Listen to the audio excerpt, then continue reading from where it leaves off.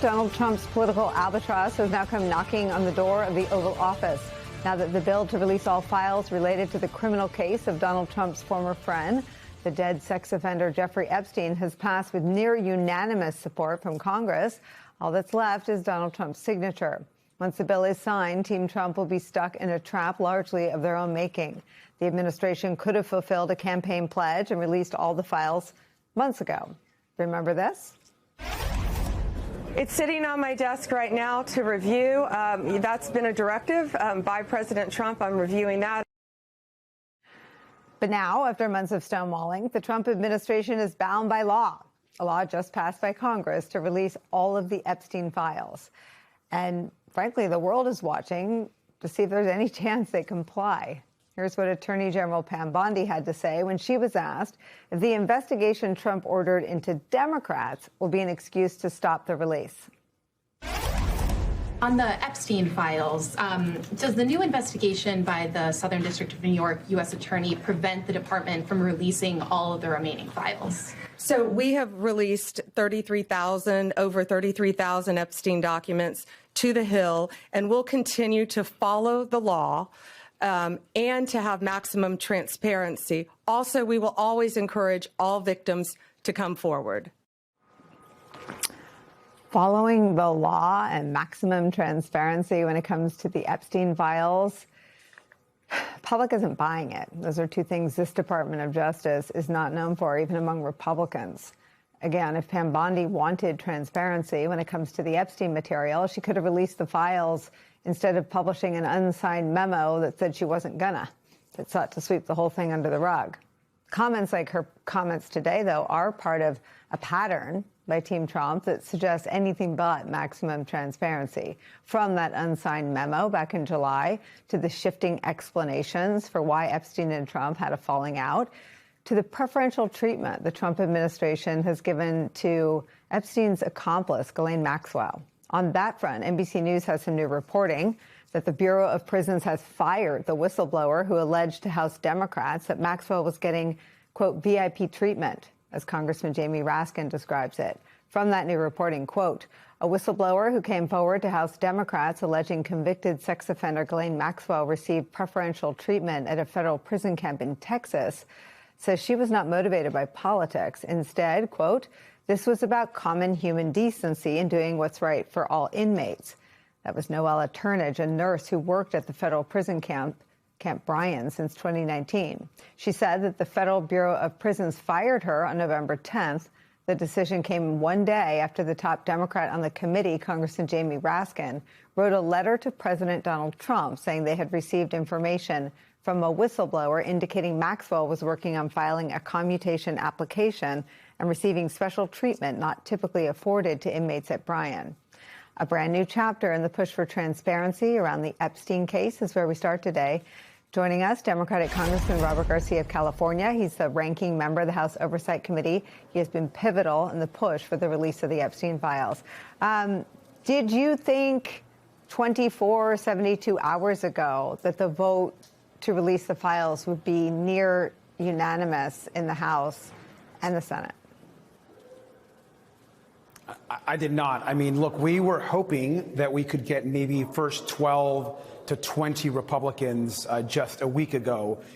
Then it became clear that we might get up to 100 Republicans just a few days ago.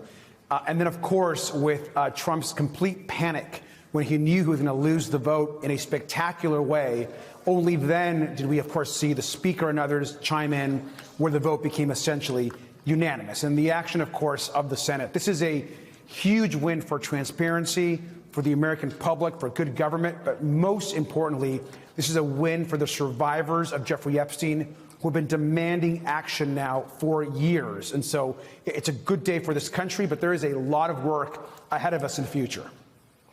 Let me center our conversation then around the victims. Here is an Epstein survivor talking about something that people don't always remember that they hold, and that is the power to name names if they choose to. Let me play that for you. Let me ask you something else, because, again, it's much bigger than a couple of people. Were you trafficked to other people?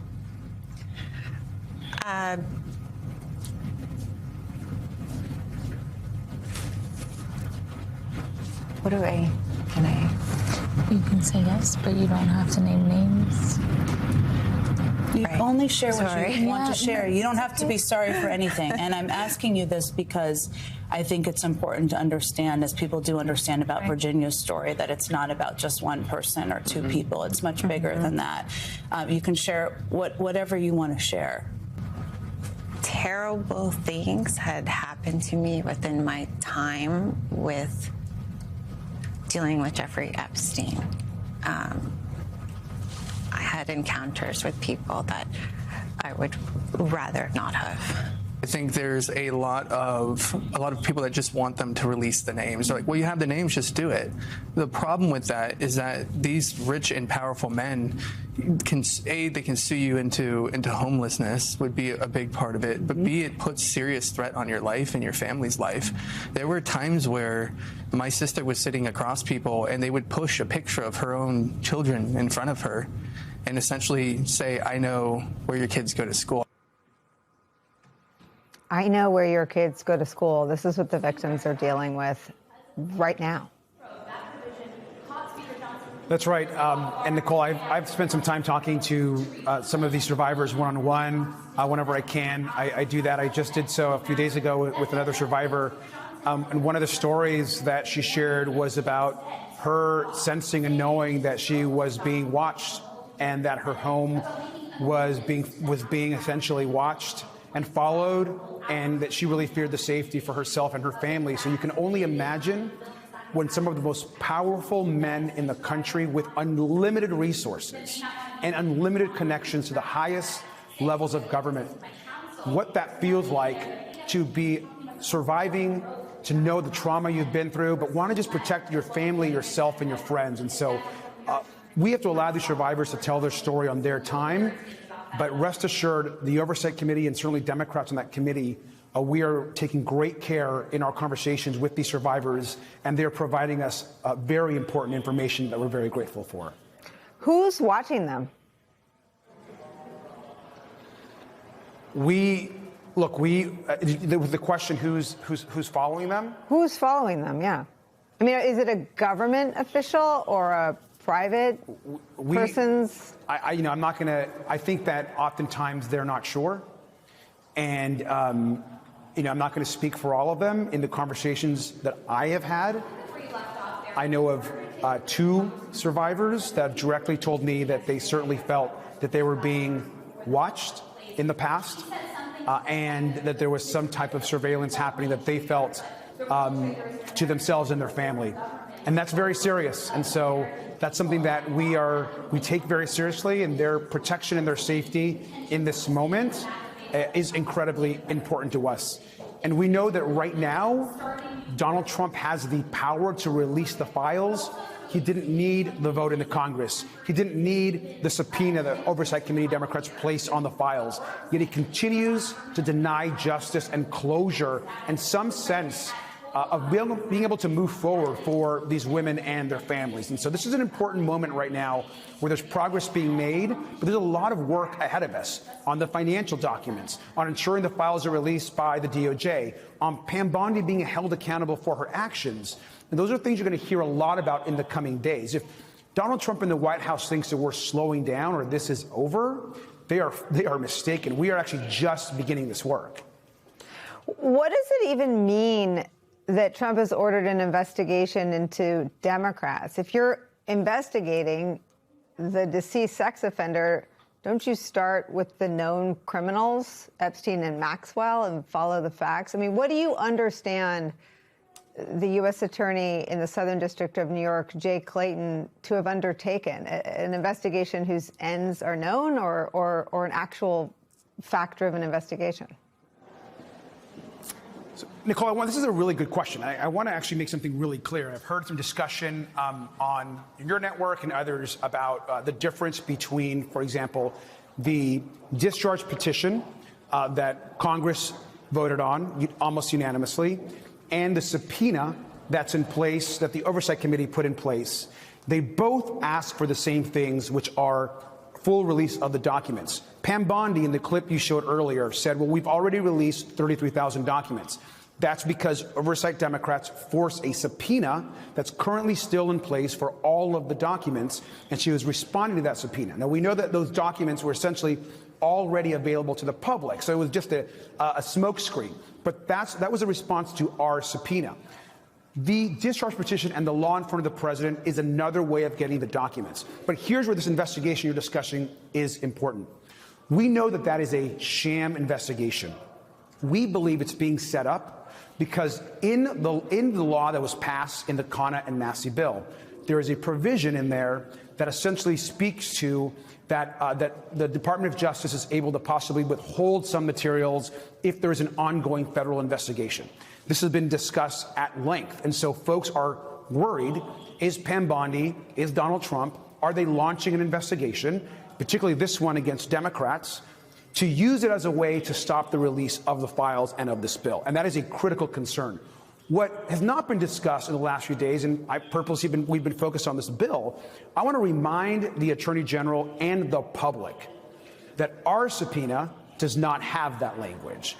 And so if the Attorney General wants to use her sham investigation in the Southern District of New York to withhold evidence and documents on the bill that the president will hopefully just about to sign, she can't do the same for our subpoena. She is still legally obligated, regardless of any investigation, to produce every single document, photo, video, or material that she has in her possession of the DOJ to the Oversight Committee. That's something that we have not talked about a lot in the last few days because our focus is on this bill. But you can believe that in the next few days and weeks ahead, we're going to remind the DOJ that her investigation she might try to use to stop the effort in the full House. She can't use that to stop the effort we have in the Oversight Committee. What exactly has been happening? Well, Katie, we want to be careful to say that we're not suggesting that the FBI, for example, has stopped working on child predator cases.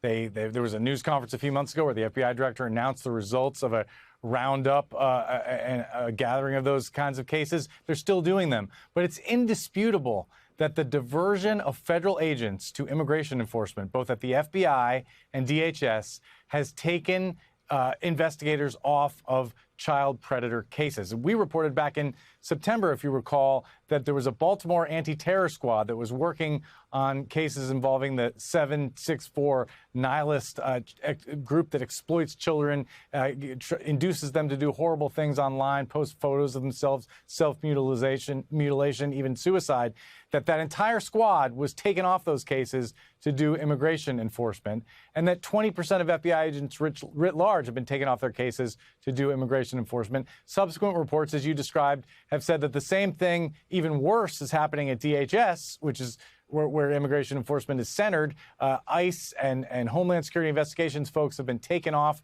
the criminal investigations that they are working on in order to do garden variety immigration enforcement. That has taken a toll. That whether it's intentional or not, the result has been fewer resources to enforce the law against people, to go after people who are harming children. And again, that's just a fact. And you've laid out some of the data very explicitly. Yeah, there's some of the individual examples. When DHS gets redirected or agents at any federal agency get redirected toward immigration, the argument is that what they're doing is they're rounding up the worst of the worst. These are the people that are really responsible for being predators. They're the violent ones, the bad ones, the ones we don't need in this country, and we should be getting them out.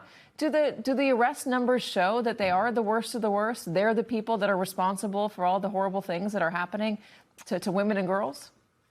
Not at all. In fact, no, and this is a well-known story at this point, right? They started doing that, but that's hard. It's hard to go find the illegal immigrants with criminal records, dangerous people. You need a task force, you need intelligence, you need armed people. It's a lot easier to go to Home Depot parking lots and round people up, and that's what Stephen Miller demanded that DHS do, and they've replaced various senior officials at DHS because they weren't deporting people at a rate that was a rapid enough rate. Their numbers, they weren't reaching the quotas. And so, yeah, they are certainly targeting criminals, undocumented immigrants, but they are the larger universe of people they are going after do not have criminal records, and so that explanation just doesn't wash. You know, one of the examples we didn't get to in the opening read, Ashley, is Matt Gaetz. Matt Gaetz had an ethics investigation into him in the House, yet the president initially nominated him to be Attorney General of the United States. He ultimately had to withdraw that nomination because the heat surrounding him was too hot. But that ethics investigation, and happened before the president nominated him to be Attorney General. Now there are more details, according to the New York Times, about one of the victims, a girl who says she was 17 years old, that Matt Gaetz paid her for sex, and that she was doing it. She was homeless. She was doing it to pay for her braces. I wonder if you can tell me about where the administration's focus is when it comes to stuff like this. Well, again, with Matt Gaetz in particular, that ethics investigation was known. It was known who he was, how he was behaving, who he associated with. When he was appointed, not just to a top position, but it's worth noting, a top law enforcement position, right?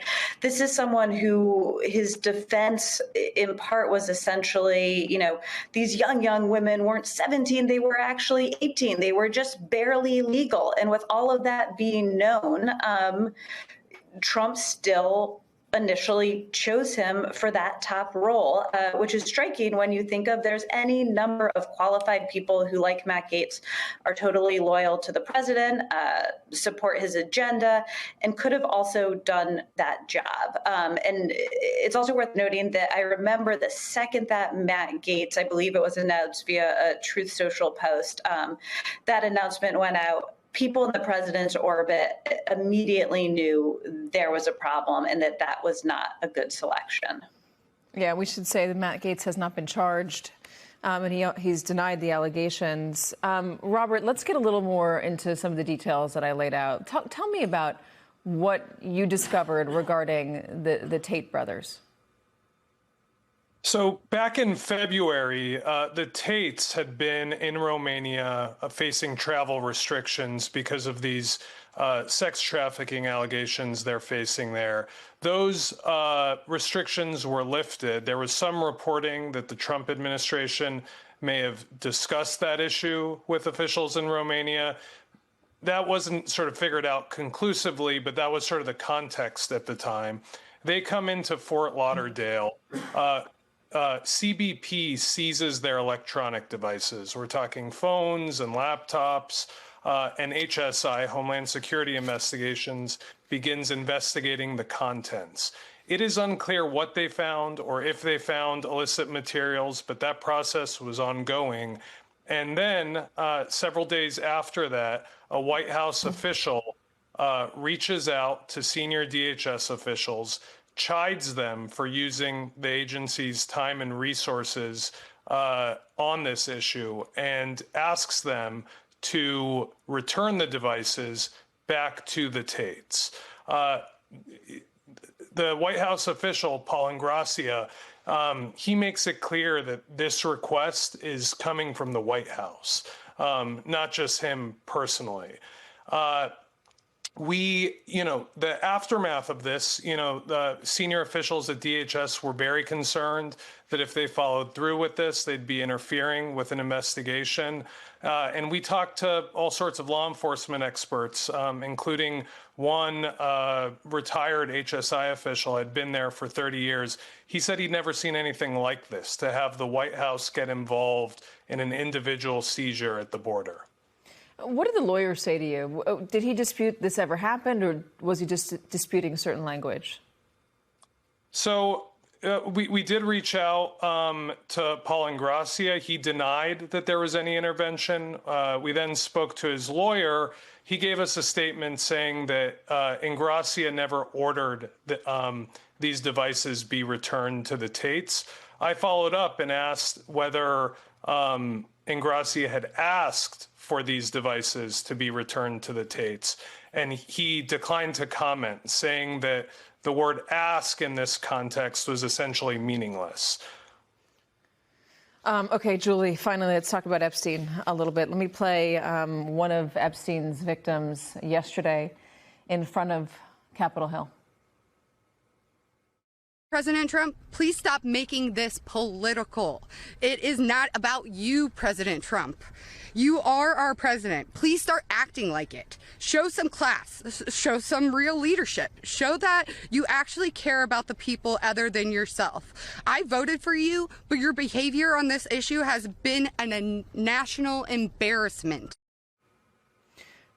The president and Republicans promised to release all this information. Victims are clearly not happy with what they've been able to get so far. And today there's news there's worry that even though this bill passed, that the information is really never going to come to light.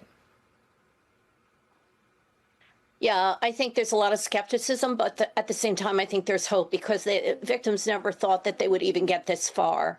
I do think that there are some signs that there is in the American public, and I think that they want our elected leaders to push for the truth in this case, quite frankly. So I think that the victims have a lot of power and a lot of support across the country for, really getting to the bottom of how this predators, plural, how these predators were able to get away with these crimes for so long. Do they feel this administration has been fighting for them? I don't think so, no. On the other hand, I think that they are trying to avoid getting involved in the swamp, so to speak, into the politics of it. They would just like, I think, both sides to recognize that this isn't a political case. This is a crime, and it should be treated like a crime. And I also believe that the American public doesn't think of this as a Republican or a Democrat issue, that it is just a horrible crime that was never really fully investigated properly and that perhaps was even covered up. Ashley, is it too cynical to look at this and say what the president was promising on protecting women and protecting children was politics, that he really wanted immigration enforcement? This is the way that he was going to force the issue. This is the way that he was going to talk about it. You heard how he spoke about it at the top of the show. Is it too cynical to see it that way? Or is there a pattern here? Well, look, I think it's accurate and fair to say that the president, for instance, is anti-pedophilia and he's anti-sex trafficking, right? Presumably, almost everyone is. But in terms of the things that deeply animate him, in terms of the things where he appoints people who prioritize that have animated him for a long time, that are top of his agenda, it's not those issues. It's hardline immigration reform. And if some human traffickers and pedophiles and abusers of women get caught up in that, that's great. It's very compelling politics, but he wants deportation numbers up. He wants a wall built. He wants a lot of wall. He wants a high wall. He's also much more animated, for instance, by tariffs. That's something he's talked about since the 80s, along with immigration, along with crime in certain ways. So again, that's not to minimize his feelings about these sorts of horrific crimes, but when you look at his actions, when you look at who he surrounds himself with, when you look at what he devotes the majority of his time to at rallies and speeches and his policies, I can point to a number of things that have just taken up more bandwidth, more airtime, more mental space, and gotten more results. Right now, our new special report focuses on the newly revealed emails, specifically between Epstein, the deceased sex trafficker, and one of the most important people in Donald Trump's orbit, which matters now, top Trump campaign and White House vet Steve Bannon. Bannon made 15 hours of video of Epstein for what he called a documentary, and this was in a key period, months leading up to what we now know was his arrest and then death. The future is for the way women think. The way women think. That's correct. Is that not a sop because of all the depravity you've done against young women? And your new sop is that their women's thinking is the future? No, I've always believed that women would be, in fact, be able to take over. I'm a firm believer and supporter of Time's Up. He's a supporter of Time's Up, he claims there. Many parties may now be extra interested in that video series or evidence. Bannon says he will release a film early next year. Epstein would also advise Bannon on his own message and media during a period when Bannon had left the White House on bad terms with Trump. He was trying to burnish his voice as some kind of global populist. Number one, with populism, I think you're going to have people with much more control of their sovereignty and their citizenship, okay? And I think in nationalism, what you're going to have is a collection of robust nations. The emails do not reveal whether Bannon could see the irony, some might say hypocrisy, of tapping one of the nation's most notorious coddled rich elites to advise him on the media around his so-called populism for the everyman. Now, much of Epstein's fortune remains a suspicious mystery. Indeed, we've talked to lawmakers who want to dig even deeper into his accounts and transfers and how he got his money and why J.P. Morgan didn't issue the required suspicious activity reports until after his death. But we do know he frequently pitched himself as a business and tax expert. And we saw that in these new emails, newly revealed, telling Bannon to respond to the tax cut criticism of Trump's plans by rebutting critics who say 83% goes to the rich. That's misleading, he wrote, telling Bannon you got to talk up cash back, pension funds up, and that while giving corporate breaks is perceived as giving to someone else, wage inflation can't be the first focus. Now, while those emails almost seem to unload some dry economic talking points, some other emails I'm about to read to you implicate Trump and have a gossipy, almost sort of cartoonishly sinister tone, except that we know how much serious bad stuff was going down. And Epstein seemed to use that type of banter with many. And there was plenty of media advice. In August 2018, Epstein says he changed his travel plans so he could watch Bannon on TV, suggesting he already knew that this TV interview was coming up. We now see in the newly revealed emails that Jeffrey Epstein tells Bannon, I took off early so I could land in time to watch. With a jet, you control your schedule. And then he asks, all good. The records show Epstein was watching Bannon's interview with me on MSNBC at the time. We taped at his D.C. office. The newly revealed emails show these two commiserated on how it went. So here this was 7 years ago, Bannon saying that his team, the Bannon team, quote, loved it. I was too focused. He asked, how did it come across? Because he wanted the view of this sex trafficker. Epstein replies, based on the comments, couldn't be better, adding last 10 minutes more the real you. Apparently, Epstein felt credible, telling Bannon that he really knew the real him. As for that final portion they were discussing in these newly revealed emails, here's a little bit of it. I think you're going to see a complete civil war in the Democratic Party, and it's going to clear the path for Donald Trump in 2020. The illegal immigration is nothing more than to try to suppress the wages of working class blacks and Hispanics. These guys are cranks. Nobody takes them seriously except the main. It's MSNBC's camera and CNN's camera gives them a platform. If you didn't pay attention to them, they would. I'm ready to move on, but when you say that about the press, are you suggesting we shouldn't cover this killing and this second-degree murder trial? Emails show the men also focused on Bannon's appearance in that interview. Epstein writing, you looked so clean-cut next to him, I thought I turned on the figure skating channel by accident. Bannon replies it was his come hither look.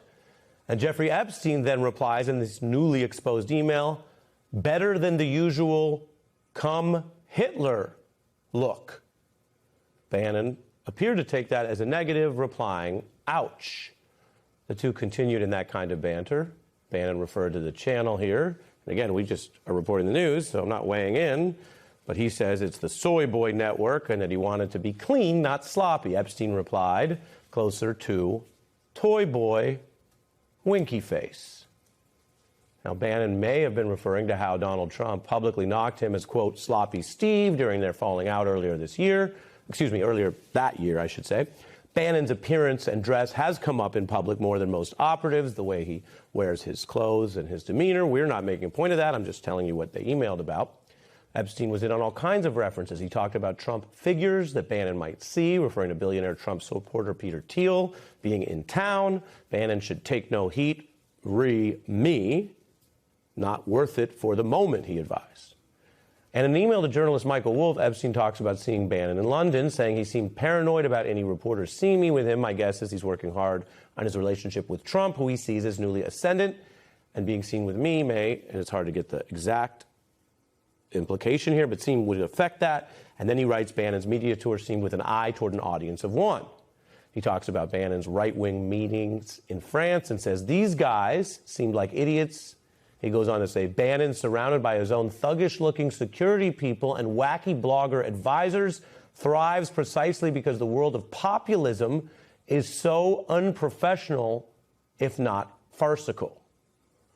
That is Jeffrey Epstein's dead hand in email trashing the guy who's his supposed ally, and gives you another window into how these people all think they're conning each other. Whether Mr. Bannon has noticed or found out that that's his view, we don't know. But as I mentioned, the idea of having Jeffrey Epstein be your populist advisor was odd to begin with.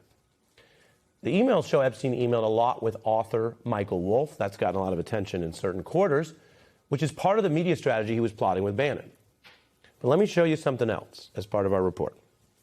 There's an email that has not actually gotten much attention, and understandably, like I said, there's 20,000 of these.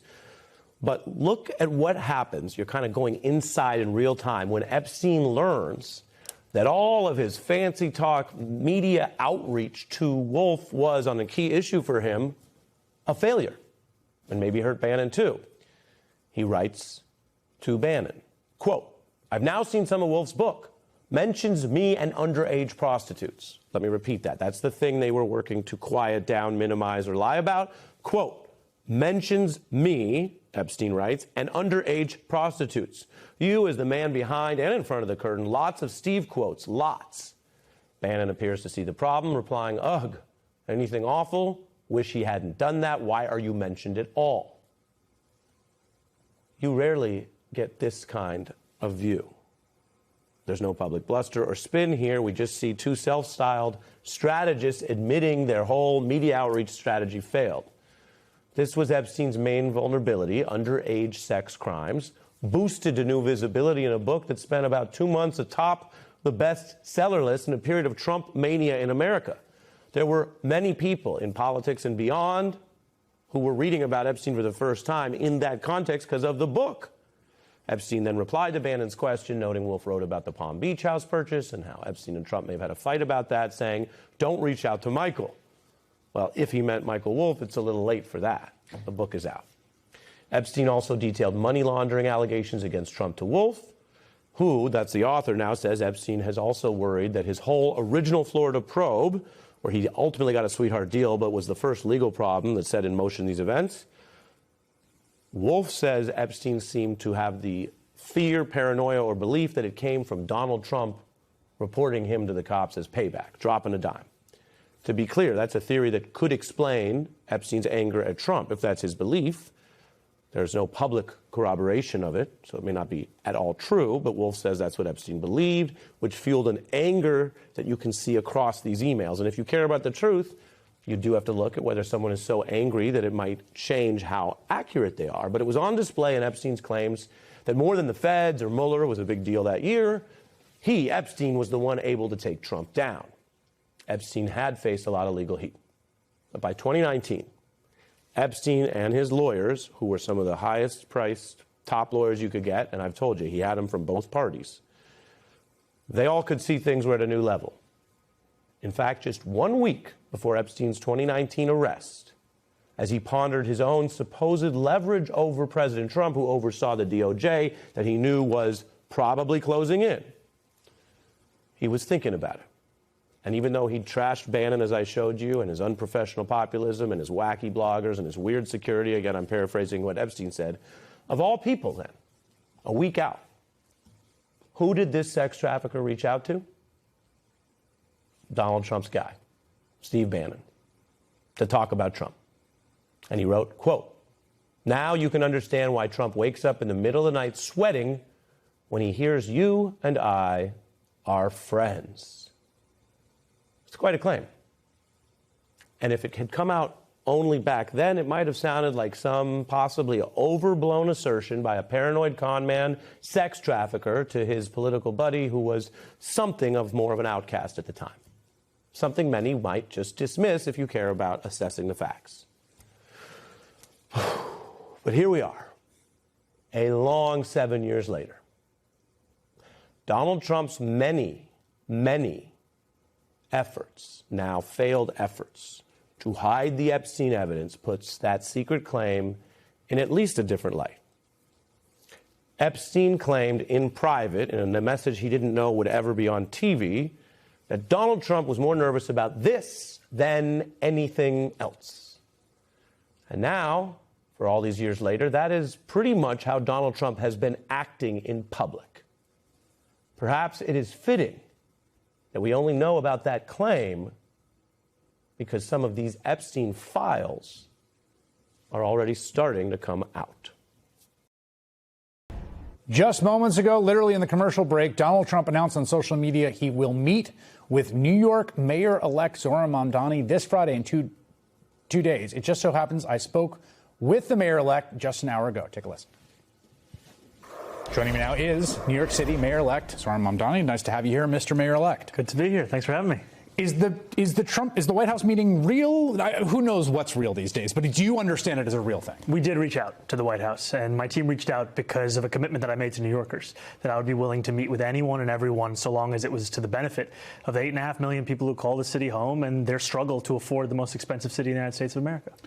Do you think a lot of people go into meetings with Donald Trump, I think, thinking they're going to be the one to get over on him?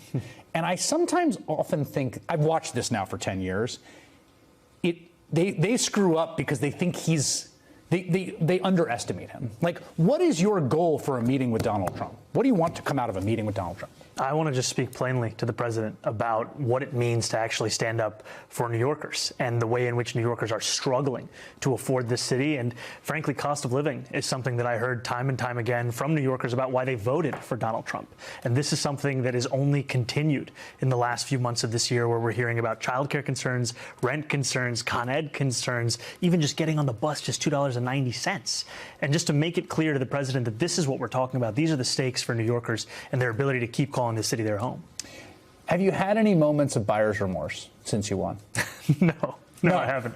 Because there hasn't been a moment where you're like, oh my God, this job is insane. Come on. I've enjoyed it. But, buyer's remorse would imply we were trying to buy the election. That was actually other people in the campaign. But I mean, just imposter syndrome. I don't know. Like, has there been a moment where someone's reading you in on some detail of like, hey, here's how the sewage system works. Here's how this works. Where you're like, oh, wow, I had no idea that was in my purview. I have to be honest with you. It's more the excitement of being able to serve the city that I love and just getting able to understand the granularity of what makes our city run every single day. An incredible work. That's what I mean. I mean, the amount that's invisible, right? Yeah. To make all of this work is shocking. And you leave with a newfound appreciation for this city and the people whose names you don't know who do the work that you would rather not do every single day. And those people do that work no matter who the mayor is. And I'm excited to be a mayor that recognizes their work, supports them in that work, and also understands that I'm a New Yorker and I'm going to have to deal with the opinions of many New Yorkers every single day. And sometimes they'll sound like they're supporting me when they're yelling at me, and that's fine.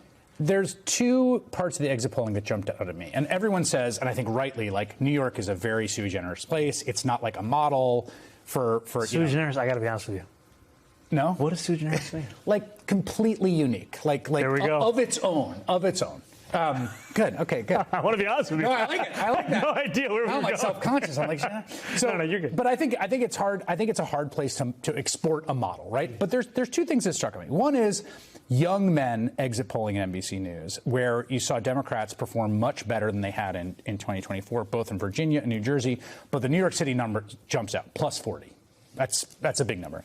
And then I saw an exit poll, and I think this is in some ways the most interesting, is you won 9% of Trump 2024 voters who went to the polls. Now, so people understand, Trump improved his performance in the city from about 37 to about 43% between 20 and 24.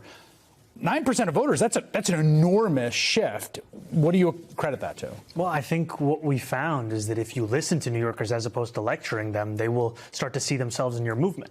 And, last presidential election, there were so many obituaries written for the Democratic Party's ability to get the trust of young people, young men especially, to get the trust of Asian voters, to get the trust of so many who were feeling left out of this political system. And what we found when we went to Hillside Avenue in Queens, went to Fordham Road in the Bronx, two of the neighborhoods with the largest swings to towards Trump, when we asked people, why did you vote for Trump? They said, cost of living, cost of living, cost of living. And by focusing on cost of living, as opposed to paying consultants to tell New Yorkers what they should think, we were able to actually craft a campaign where we had someone come to our Forest Hills rally with a hat that said MAGA Mamdani.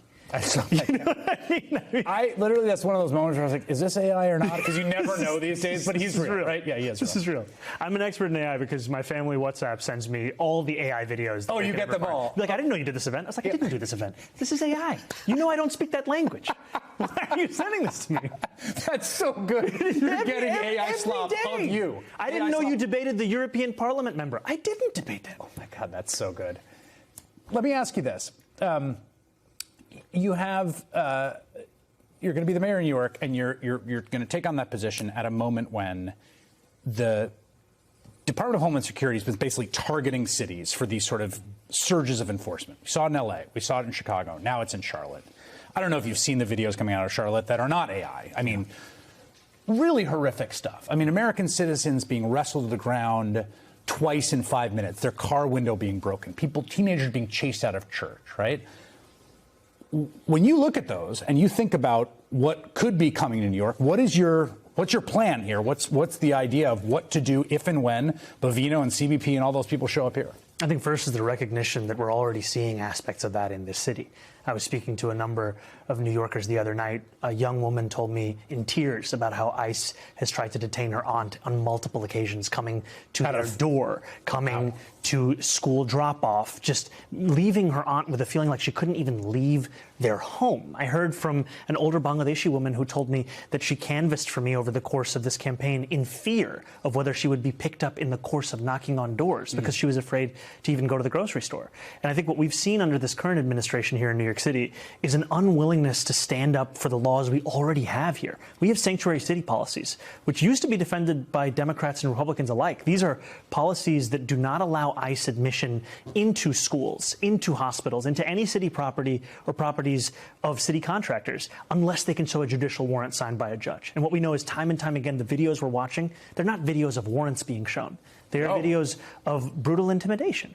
And it is time to have a mayor of the city who recognizes this risk is a present day one and will stand up for each and every one of the 3 million immigrants who call the city home. I'm one of them, and an understanding that an attack on any New Yorker is an attack on the entirety of the city. Jessica Tisch, who is the current police commissioner who you announced before Election Day that you would ask to stay on, has said she will stay on. She wrote a letter today announcing that. Are the two of you on the same page on this, on immigration and immigration enforcement? We are on the same page that it is up to us to deliver public safety for New Yorkers. And the commissioner had told Pam Bondi clearly, we don't need the National Guard in New York City. We have the NYPD to deliver public safety. And I'm going to close the door on the chapter that Eric Adams started to write, where he opened the door on national television to the possibility of the NYPD doing civil immigration enforcement. That's never going to happen under my watch because it's time to protect each and every New Yorker. There's a great headline out of CNBC. No one leaving New York City because of Mamdani, says to 2 top real estate CEOs. By the way, I would have charged nothing to tell them that this was the case because I've watched this. People made money off this. I was watching people make money off it. I'm like, let me tell you, I've watched this time and time again. People leave the city, they're going to leave the city for whatever reason. Yeah. It's not because of you. But do you think the reality of you as mayor is going to be different than maybe some of the most catastrophic predictions and fears in the run-up to the election? Yes, and I don't know. Jesus. Come on. I think a large part of it is because of how much of a caricature it became by the end of the campaign. You know, I had a meeting where because I didn't strangle someone within 30 minutes, they're like, wow, you're much more pleasant than I thought you were. Right. And I think this is part of a campaign where there was an attempt to make New Yorkers stay up at night worrying about me, when I knew that New Yorkers were staying up at night worrying about their ability to afford to live in this city. And what we're finding is the fear is unfounded, that we're going to build a city that everyone can afford. And right now, with about 40-odd days until I become the next mayor of the city, we're hard at work at the transition. And if that is something that you would like to be a part of, go to transition2025.com. Make sure you contribute so that we can build the city hall that we deserve. You infamously put out a video asking people to stop sending you money. Yes. I should note that the money through the public financing system doesn't apply to the transition. You have to raise money to pay the people that are working on the transition. Yes, there is no 8-to-1 match. That is why I'm here trying to stop call time in its tracks. Make the appeal direct. Yes, people across the country. Look at the camera, and you have to do less call time. Your staffers are going to be very happy that you got that into the camera. New York City Mayor-elect Zohran Mamdani. Thank you. We'll be right back. Thank you, my friend.